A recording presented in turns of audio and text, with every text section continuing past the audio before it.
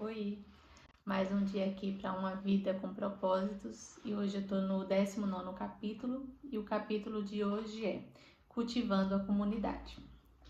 Você poderá ter uma comunidade saudável, sólida, bem-sucedida e que Deus aprova somente se trabalhar duro para fortalecer os relacionamentos, tratando todos com dignidade e honra. Está em Tiago 3,18.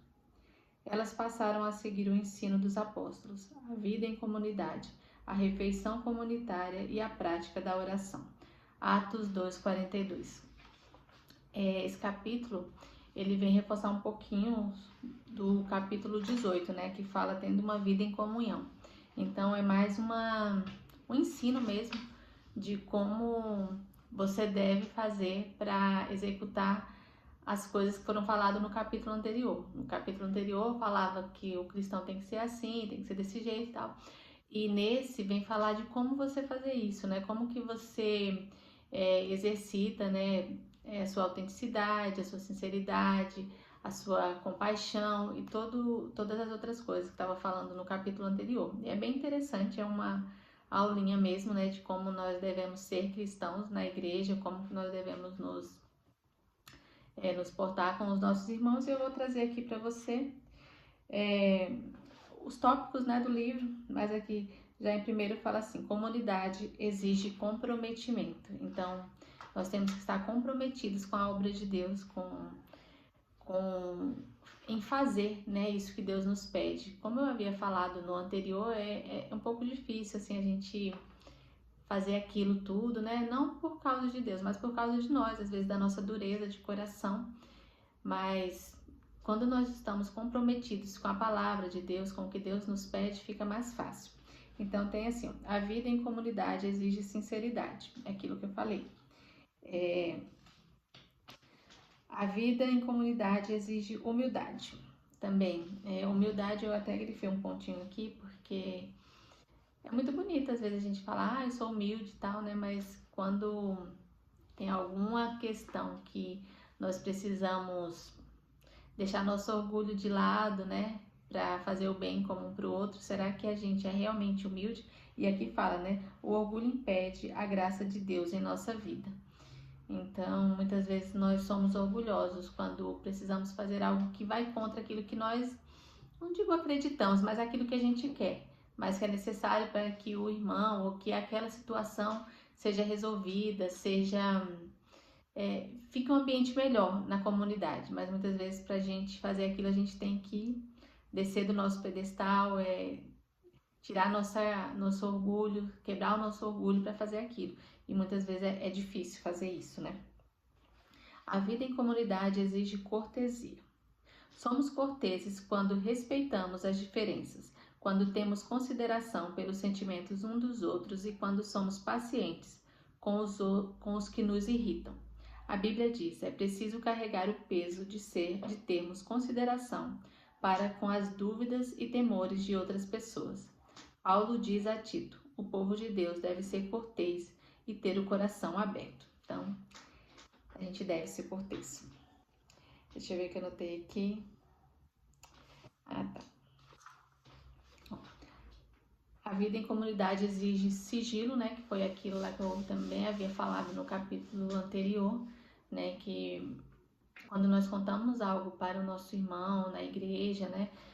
É necessário que ele guarde aquele segredo, porque o irmão tá às vezes sendo muito vulnerável lá com você, tá contando alguma coisa íntima e espera que você ajude ele ou em oração ou no aconselhamento, né? Para uma pessoa já chegar e contar um segredo já é difícil, né? Imagina se você vai e expõe aquela situação que o seu irmão tá passando para outras pessoas, aí pronto, nunca mais ela vai falar nada para ninguém, né? Por causa de um descuido, de uma falta de, não sei se eu falo caráter, né? Mas uma falta, assim, de cuidado que o irmão teve de ter guardado aquele segredo. Então, isso que é fundamental. Eu, como estudante de psicologia, né? Um dos fundamentos da psicologia é isso, né? Principalmente isso, o sigilo. A pessoa, para confiar em você, ela tem que saber que aquilo que ela tá falando para você vai ser guardado em segredo. Você não vai contar para ninguém, não vai expor ela, né? Então, assim, na vida em comunidade, Deus nos aconselha, o livro fala aqui para que a gente guarde o sigilo do irmão, né? Guarde aquilo em segredo e não exponha ele às outras pessoas e tente ajudá-lo da maneira como você conseguir. Se você não conseguir ajudá-lo, se estiver além das suas capacidades, você pode levar para o pastor, né? Para uma pessoa mais indicada, mas uma pessoa que você tenha plena certeza que aquela pessoa está empenhada, está interessada em ajudar o irmão e não expor ele a outras pessoas. Então eu indicaria levar a um líder, né, a um pastor, uma pessoa que entende da vontade, assim, não sei da vontade, entende de pessoas, né, que não vai expor ela a mais ninguém. Então, assim, a vida em comunidade exige constância, né? Isso aqui eu achei bem interessante, porque a constância não só em comunidade, mas em tudo que a gente for fazer, a gente tem que ser constante para que aquilo ali seja efetivo. Então a gente tem que ir lá, estar sempre participando dos grupos de orações, participando dos eventos, né, que acontecem na igreja, para que você tenha aquela interação mais completa com os outros membros. Então fala bastante coisas aqui no livro, é bem interessante, eu sempre reforço aqui para que você compre ou ouça o livro, né, para ter um entendimento melhor, né, sobre o que ele está falando, para ver o que o Espírito Santo fala ao seu coração, né, porque eu trago aqui o meu entendimento, a minha percepção, assim, geralzão mesmo, do que eu estou entendendo, mas se você ler, muitas vezes uma palavra que não falou comigo pode falar com você e você pode ter um outro olhar sobre algumas coisas aqui, então é bem interessante. E para finalizar aqui, eu vou deixar as características da comunhão bíblica, né? Que fala aqui na página final desse capítulo, fala assim, ó, quais são as características da comunhão bíblica? Compartilharemos nossos verdadeiros sentimentos, isso é autenticidade. Incentivaremos uns aos outros, reciprocidade. Apoiaremos uns aos outros, compaixão. Perdoaremos uns aos outros, misericórdia. Falaremos a verdade com amor, sinceridade. Admitiremos nossas fraquezas, humildade. Respeitaremos nossas diferenças, cortesia. Não divulgaremos segredos alheios que nos são ditos em confiança. Isso é o sigilo. E faremos do grupo uma prioridade. Isso é uma constância.